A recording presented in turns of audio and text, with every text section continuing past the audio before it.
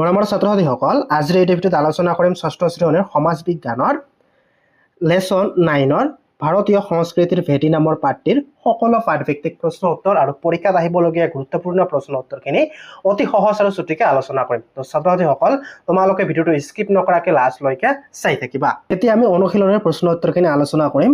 অনুশীলনী 1ত 1 নম্বৰত কি কৈছে, তলৰ প্ৰশ্নবোৰৰ উত্তৰ দিয়া। ইয়াৰ ক নম্বৰ প্ৰশ্নত কি কৈছে, বেদ মানে কি? তো ইয়াৰ উত্তৰত তোমালোকে লিখিবা, বেদ শব্দৰ অৰ্থ হৈছে জ্ঞান। ই আৰ্যসকলৰ ধৰ্মীয় গ্ৰন্থ, যাক বিশ্বৰ আটাইতকৈ পুৰণি গ্ৰন্থ বুলি গণ্য কৰা হয়। ই বেদ মানে হৈছে বা বেদৰ অৰ্থ হৈছে জ্ঞান। ই আৰ্যসকলৰ ধৰ্মীয় গ্ৰন্থ, যাক বিশ্বৰ আটাইতকৈ পুৰণি ধৰ্মগ্ৰন্থ বুলি গণ্য কৰা হয়। তাৰপিছত কুৱেশ্যন খত কি কৈছে, গ্ৰাম মানে কি? তো ইয়াৰ উত্তৰত তোমালোকে লিখিবা, গ্ৰাম হৈছে বহু পৰিয়াল একেলগে হৈ গঠন কৰা এটি সৰু বসতি। বৈদিক যুগত সমাজৰ মৌলিক একক আছিল গ্ৰাম। কি?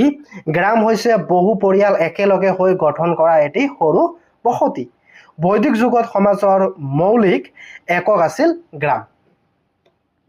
তাৰপিছত কুৱেশ্যন গত কি কৈছে, বৈদিক যুগৰ উল্লেখযোগ্য নাবিকেইজনৰ নাম লিখা। তো ইয়াৰ উত্তৰত তোমালোকে লিখিবা, বৈদিক যুগৰ উল্লেখযোগ্য নাবিকেইজন হ'ল আগস্থা, বিশ্বমিত্ৰ, বশিষ্ঠ, ভৃগু আৰু ঐত্ৰী। এইকেইজন আছিল বৈদিক যুগৰ উল্লেখযোগ্য নাবিক। তাৰপিছত 2 নম্বৰ কুৱেশ্যন কি কৈছে, বৈদিক যুগৰ সমাজ ব্যৱস্থাৰ বিষয়ে এটি টোকা লিখা। তো ইয়াৰ উত্তৰত তোমালোকে লিখিবা, বৈদিক যুগৰ সমাজ পিতৃতান্ত্ৰিক আছিল। সমাজত বৰ্ণ অনুসৰি মানুহক ভাগ কৰা হৈছিল, ব্ৰাহ্মণ, ক্ষত্ৰিয়, বৈশ্য আৰু শূদ্ৰ। মানুহৰ জীৱন ধৰ্ম, অৰ্থ, কাম আৰু মোক্ষ এই 4টা উদ্দেশ্যৰ ওপৰত নিৰ্ভৰ কৰিছিল। কি? মানুহৰ জীৱনত ধৰ্ম, অৰ্থ, কাম আৰু মোক্ষ এই 4টা উদ্দেশ্যৰ ওপৰত নিৰ্ভৰ কৰিছিল। তো ছাত্ৰ ছাত্ৰীসকল, তোমালোকৰ কাৰণে উত্তৰবিলাক একেবাৰে ছুটি আৰু সহজকৈ আনিছোঁ, যাতে তোমালোকৰ মুখস্থ বা মনত ৰখাত সুবিধা হয়। তো তোমালোকে যদি ভিডিঅ'টো ভাল লাগে এটা লাইক কৰি দিবা, আৰু তোমালোকে কোনখন ডিষ্ট্ৰিক্টৰ পৰা মোৰ ভিডিঅ' চাই আছা কমেণ্ট কৰি জনাবা। তাৰপিছত 3 নম্বৰ কুৱেশ্যনত কি কৈছে, বেদত উল্লেখ থকা মূল ধাৰণা কেইটা কি কি? তো ইয়াৰ উত্তৰত তোমালোকে লিখিবা, বেদত উল্লেখ থকা মূল ধাৰণা কেইটা হৈছে একেশ্বৰবাদ, যজ্ঞ প্ৰথা, ধৰ্ম পালন আৰু আত্মা আৰু পুনৰ্জন্মৰ ধাৰণা। এইকেইটা হৈছে বেদত উল্লেখ কৰা ধাৰণা। তাৰপিছত অনুশীলনী 2ৰ 1 নম্বৰত কি কৈছে, তলৰ প্ৰশ্নবোৰৰ উত্তৰ দিয়া। ইয়াৰ ক নম্বৰ প্ৰশ্নত কি কৈছে, জড়বাদৰ প্ৰচাৰক কোন আছিল? তো ইয়াৰ উত্তৰত তোমালোকে লিখিবা, কি? জড়বাদৰ প্ৰচাৰক আছিল চাৰ্বাক। চাৰ্বাক আছিল জড়বাদৰ প্ৰচাৰক। তাৰপিছত কুৱেশ্যন খত কি কৈছে, লোকায়ত বুলিলে কি বুজা?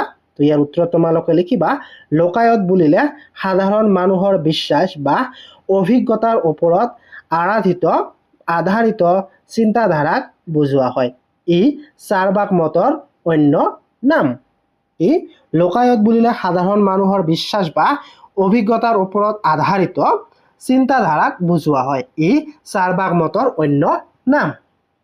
যদি তোমালোকক প্ৰশ্ন সোধে চাৰ্বাক মতৰ অন্য এটা নাম কি আছিল? কি? লোকায়ত। তাৰপিছত কুৱেশ্যন গত কি কৈছে, কোনে প্ৰথম জড়বাদৰ ধাৰণা প্ৰকাশ কৰিছিল? তো ইয়াৰ উত্তৰত তোমালোকে লিখিবা, চাৰ্বাকে প্ৰথমে জড়বাদৰ ধাৰণা প্ৰকাশ কৰিছিল। কোনে? চাৰ্বাক। চাৰ্বাকে জড়বাদৰ ধাৰণা প্ৰথমে প্ৰকাশ কৰিছিল। তাৰপিছত কুৱেশ্যন ঘত কি কৈছে, জড়বাদৰ মতে জগতৰ সকলো বস্তু কোন কেইটা উপাদানৰ সমষ্টি? তো ইয়াৰ উত্তৰত তোমালোকে লিখিবা, কি? জড়বাদৰ মতে জগতৰ সকলো বস্তু ভূমি, জল, অগ্নি আৰু বায়ু এই 4টা উপাদানৰ সমষ্টি। জড়বাদৰ মতে ভূমি, জল, অগ্নি আৰু বায়ু এই 4টা হৈছে উপাদানৰ সমষ্টি, জড়বাদৰ সমষ্টি। তাৰপিছত অনুশীলনী 3ৰ 1 নম্বৰত কি কৈছে তলৰ প্ৰশ্নবোৰৰ উত্তৰ দিয়া ইয়াৰ ক নম্বৰ প্ৰশ্নত কি কৈছে মহাবীৰ কোন আছিল তো ইয়াৰ উত্তৰত তোমালোকে লিখিবা মহাবীৰ জৈন ধৰ্মৰ 24তম আৰু শেষ তীৰ্থাংক আছিল তেওঁ এই ধৰ্মক পূৰ্ণ ৰূপ দিছিল কি মহাবীৰ আছিল জৈন ধৰ্মৰ 24তম আৰু শেষৰ তীৰ্থাংক আছিল তেওঁ এই জৈন ধৰ্মক পূৰ্ণ ৰূপ দিছিল তাৰ পিছত কোশ্চেন খত কি কৈছে জৈন ধৰ্মত মুঠ কিমান গৰাকী তীৰ্থংক আছে প্ৰথমজন তীৰ্থংক নাম বা কোন আছিল তো তোমালোকে অলপ আগতে পাই আহিলা কি জৈন ধৰ্মত 24 জন তীৰ্থংক আছিল তো তোমালোকে উত্তৰত লিখিবা জৈন ধৰ্মত মুঠ 24 গৰাকী তীৰ্থংক আছে প্ৰথমজন তীৰ্থংকৰ নাম হল ঋষভদেৱ কি প্ৰথমজন হল ঋষভদেৱ আৰু শেষৰজন অৰ্থাৎ 24তম নাম কি আছিল মহাবীৰ তো এই নাম দুটা তোমালোকে মনত ৰাখে প্ৰথমজন আছিল ঋষভদেৱ আৰু লাষ্টৰজন আছিল মহাবীৰ তাৰ পিছত কোশ্চেন গত কি কৈছে জৈন ধৰ্মৰ নীতি পাঁচটা কি কি তো ইয়াৰ উত্তৰত তোমালোকে লিখিবা জৈন ধৰ্মৰ নীতি পাঁচটা হৈছে অহিংসা সত্য অস্থে অৰ্থাৎ চুৰি নকৰা ব্ৰহ্মচাৰ্য আৰু 5 নম্বৰটো হৈছে অপৰিগ্ৰহ অৰ্থাৎ সম্পত্তিত মোহ নথকা এই পাঁচটা হৈছে জৈন ধৰ্মৰ নীতি তাৰ পিছত কোশ্চেন ঘত কি কৈছে জৈন ধৰ্ম গ্ৰহণ কৰা প্ৰাচীন ভাৰতৰ দুজন ৰজাৰ নাম লিখা তো ইয়াৰ উত্তৰত তোমালোকে লিখিবা দুজন ৰজাৰ নাম হৈছে চন্দ্ৰগুপ্ত মৌৰ্য আৰু খাৰবেল জৈন ধৰ্ম গ্ৰহণ কৰা প্ৰাচীন ভাৰতীয় দুজন ৰজা হল চন্দ্ৰগুপ্ত মৌৰ্য আৰু খাৰবেল তাৰ পিছত 9 নম্বৰ প্ৰশ্নত কি কৈছে জৈন ধৰ্মৰ অনুগামীসকলক কি কি দুটা ভাগত ভাগ কৰিব পাৰি তো ইয়াৰ উত্তৰত তোমালোকে লিখিবা জৈন ধৰ্মৰ অনুগামীসকলক দুটা ভাগত ভাগ কৰা হয় কি কি শ্বেতাম্বৰ আৰু দিগম্বৰ জৈন ধৰ্মৰ অনুৰাগীসকলক দুটা ভাগত ভাগ কৰা হয় প্ৰথমটো হৈছে শ্বেতাম্বৰ আৰু দ্বিতীয়টো হৈছে দিগম্বৰ এই দুটা ভাগত জৈন ধৰ্মৰ অনুৰাগীসকলক ভাগ কৰা হয় তাৰ পিছত 6 নম্বৰ প্ৰশ্নত কি কৈছে মহাবীৰ শিকনিসমূহ প্ৰকৃত ভাষাত কি নামেৰে সন্নিৱিষ্ট কৰা হৈছে তো ইয়াৰ উত্তৰত তোমালোকে লিখিবা মহাবীৰৰ শিকনিসমূহ প্ৰকৃত ভাষাত আগম নামেৰে সন্নিৱিষ্ট কৰা হৈছে কি আগম তাৰ পিছত 2 নম্বৰ প্ৰশ্নত কি কৈছে ভাৰতবৰ্ষৰ আধ্যাত্মিকতাৰ দিশত নতুন চিন্তাধাৰাৰ উন্মেষ ঘটাৰ কাৰণ কি আছিল তো ইয়াৰ উত্তৰত তোমালোকে লিখিবা কি বৈদিক যুগৰ কঠোৰ ধৰ্মীয় বিধি বিধান যজ্ঞৰ অধিপত্য আৰু বৰ্ণ ব্যৱস্থা বেয়া প্ৰভাৱৰ বাবে সাধাৰণ ৰাইজ অখুশী হৈছিল কি অখুশী হৈছিল বৈদিক যুগত কঠোৰ ধৰ্মীয় বিধি বিধান যজ্ঞৰ অধিপত্য আৰু বৰ্ণ ব্যৱস্থাৰ বেয়া প্ৰভাৱৰ বাবে সাধাৰণ ৰাইজ অসুখী অৰ্থাৎ অসন্তুষ্ট হৈছিল এই অসন্তুষ্টিৰ ফলত নতুন চিন্তাধাৰাৰ যেনে বৌদ্ধ আৰু জৈন ধৰ্মৰ উন্মেষ ঘটিছিল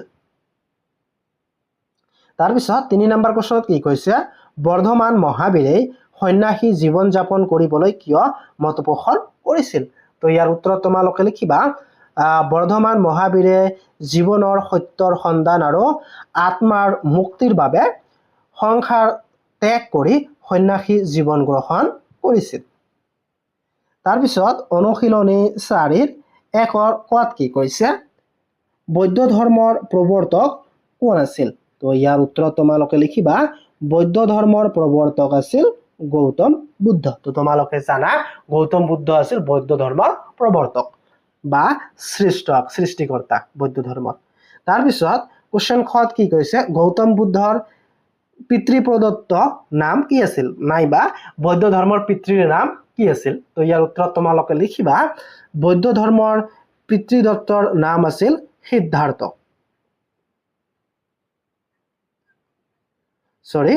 কি কৈছে ইয়াত কোশ্চেন গত বৌদ্ধ ধৰ্মৰ পিতৃদত্তৰ নাম অৰ্থাৎ পিতৃয়ে দিয়া নাম কি আছিল তো ইয়াৰ উত্তৰত তোমালোকে লিখিবা গৌতম বুদ্ধৰ পিতৃ প্ৰদত্ত অৰ্থাৎ পিতৃয়ে অৰ্থাৎ ঘৰত দিয়া নাম আছিল সিদ্ধাৰ্থ তাৰ পিছত তাৰ নাম গৌতম বুদ্ধ হয় তাৰ পিছত কোশ্চেন গত কি কৈছে গৌতম বুদ্ধই কোন ঠাইত তপস্যাত বহিছিল তো ইয়াৰ উত্তৰ তোমালোকে লিখিবা গৌতম বুদ্ধই বোধগয়া নামৰ ঠাইত বোধি বৃক্ষৰ তলত তপস্যাত বহিছিল কি জেগাখনৰ নাম কি আছিল বোধগয়া তাৰপিছত কোৱেশ্চন ঘত কি কৈছে বোধি দ্ৰুম বুলিলে কোন জোপা গছক কোৱা হয় ইয়াৰ উত্তৰ তোমালোকে লিখিবা বোধি দ্ৰুম বুলি গছজোপা কোৱা হয় পিপুল গছক যাৰ তলত বুদ্ধে জ্ঞান লাভ কৰিছিল ই গৌতম বুদ্ধই কোন গছৰ তলত জ্ঞান লাভ কৰিছিল পিপুল গছৰ তলত তাৰপিছত 9 নম্বৰ প্ৰশ্নত কি কৈছে বৌদ্ধ মতবাদৰ মূল 4টা মহৎ সত্য কি তো বৌদ্ধ ধৰ্মৰ 4টা মহৎ সত্য হল দুখ আছে দুখৰ কাৰণ আছে দুখৰ নিৰাসন আছে আৰু দুখৰ নিৰাসনৰ উপায় হৈছে অষ্টমাৰ্গ এই 4টা হৈছে বৌদ্ধ ধৰ্মৰ 4টা মহৎ সত্য তাৰপিছত 6 নম্বৰ প্ৰশ্নত কি কৈছে বৌদ্ধ ধৰ্মৰ মূল গ্ৰন্থখনৰ নাম কি বৌদ্ধ ধৰ্মৰ মূল গ্ৰন্থখনৰ নাম হৈছে ত্ৰিপিটক বৌদ্ধ ধৰ্মৰ মূল গ্ৰন্থখনৰ নাম হৈছে ত্ৰিপিটক তাৰপিছত 6 নম্বৰ প্ৰশ্নত কি কৈছে বৌদ্ধ ধৰ্মৰ গণশিক্ষাৰ কেন্দ্ৰ 3টা কি আছিল তো ইয়াৰ উত্তৰ তোমালোকে লিখিবা কি বৌদ্ধ ধৰ্মৰ উল্লেখযোগ্য শিক্ষা কেন্দ্ৰ 3টা আছিল নালন্দা বিক্ৰমশিলা আৰু তক্ষশিলা কি নাম কেইটা মনত ৰাখিবা নালন্দা বিক্ৰমশিলা আৰু তক্ষশিলা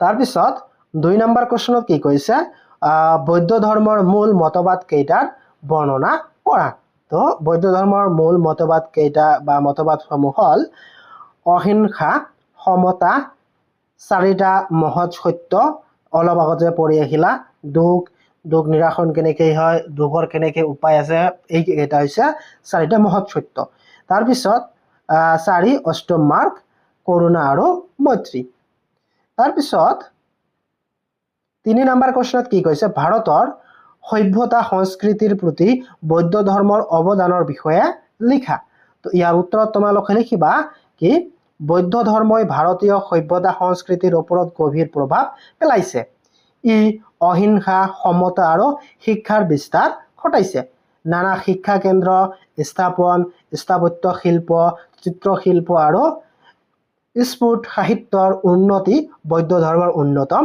অৱদান তাৰপিছত অনুশীলনী 5ৰ 1 নম্বৰত কি কৈছে তলৰ প্ৰশ্নবোৰৰ উত্তৰ দিয়া ইয়াৰ ক নম্বৰ প্ৰশ্নত কি কৈছে জনজাতি বুলিলে কি বুজা তো ইয়াৰ উত্তৰত তোমালোকে লিখিবা কি জনজাতি বুলিলে সেই সকল জনগোষ্ঠীক বুজোৱা হয় যি নিজৰ পৃথক ভাষা পৰম্পৰা আৰু বিশ্বাস লৈ জীৱন যাপন কৰে কি জনজাতি বুলিলে কি বুজা যিসকল ব্যক্তিয়ে বা যিসকল জনগোষ্ঠীয়ে নিজৰ পৃথক ভাষা পৰম্পৰা আৰু বিশ্বাস লৈ জীৱন যাপন কৰে সেই সকলকে জনজাতি বুলি কোৱা হয় যেনে বড়ো আদিবাসী এইবিলাক হৈছে জনজাতি যিসকলে নিজৰ ভাষা নিজৰ সংস্কৃতি লৈ জীয়াই থাকে সেই সকলকে কি জনজাতি বুলি কোৱা হয় তাৰপিছত কোৱেশ্চন খত কি কৈছে জনজাতিবোৰ অতীতৰ বিষয়ে কোনবোৰ উৎসৰ পৰা জানিব পাৰি তো ইয়াৰ উত্তৰত তোমালোকে লিখিবা জনজাতিসকলৰ অতীতৰ বিষয়ে মৌখিক কাহিনী লোকগাথা গান আৰু জীৱন পদ্ধতিৰ পৰা জানিব পাৰি তাৰপিছত কোৱেশ্চন ঘত কি কৈছে ডনিপলৰ উপাসনা কোন জনগোষ্ঠীৰ লোকে কৰে তো ইয়াৰ উত্তৰত তোমালোকে লিখিবা কি ডনিপলৰ উপাসনা মিচিং এটো বানামটো ভুল হৈ আছে মিচিং হ'ব মিচিং জনগোষ্ঠীৰ লোকে কৰে ডনিপলৰ উপাসনা কোনে কৰে মিচিং জনগোষ্ঠীসকলে কৰে তাৰপিছত কোৱেশ্চন ঘত কি কৈছে জনজাতীয় বিশ্বাসে মূলত কাক ঈশ্বৰ স্থাপন দিয়ে তো ইয়াৰ উত্তৰত তোমালোকে লিখিবা কি জনজাতীয় বিশ্বাসে মূলত প্ৰকৃতি বা প্ৰকৃতিক শক্তিক ঈশ্বৰ স্থান দিয়ে জনজাতিসকলে কাক ঈশ্বৰ স্থান দিয়ে প্ৰকৃতি বা প্ৰকৃতিৰ শক্তিক ঈশ্বৰ হিচাপে স্থান দিয়ে প্ৰকৃতি অৰ্থাৎ প্ৰকৃতিত থকা চৰাই চিৰকুটি নদ নদী এই সকলক ঈশ্বৰ হিচাপে গ্ৰহণ কৰে তাৰপিছত নম্বৰ কোৱেশ্যনত কি কৈছে মুণ্ডা আৰু চাওতাল আদিবাসীসকলে কাক উপাসনা কৰে তো ইয়াৰ উত্তৰত তোমালোকে লিখিবা মুণ্ডা আৰু চাওতালসকলে চিংবঙা নামৰ ঈশ্বৰক উপাসনা কৰে ঈশ্বৰজনৰ নাম কি চিংবঙা তাৰপিছত 2 নম্বৰ কোৱেশ্যনত কি কৈছে ভাৰতৰ জনজাতীয় বিশ্বাসসমূহৰ বিষয়ে চাৰিটা বৰ্ণনা কৰা তো ইয়াৰ উত্তৰত তোমালোকে লিখিবা কি ভাৰতৰ জনজাতি জনগোষ্ঠীবোৰে সাধাৰণতে প্ৰকৃতি পূজা কৰে তেওঁলোকে বনৰ গছ নদী পাহাৰ পশু পক্ষী আদিক ঈশ্বৰ ৰূপে গণ্য কৰে তেওঁলোকৰ বিশ্বাস মৌখিক কাহিনী আৰু উৎসৱৰ প্ৰভাৱিত হয় এই সকল বিশ্বাসত সমাজৰ শান্তি সহযোগিতা আৰু প্ৰকৃতিৰ সংৰক্ষণৰ মূল্য আছে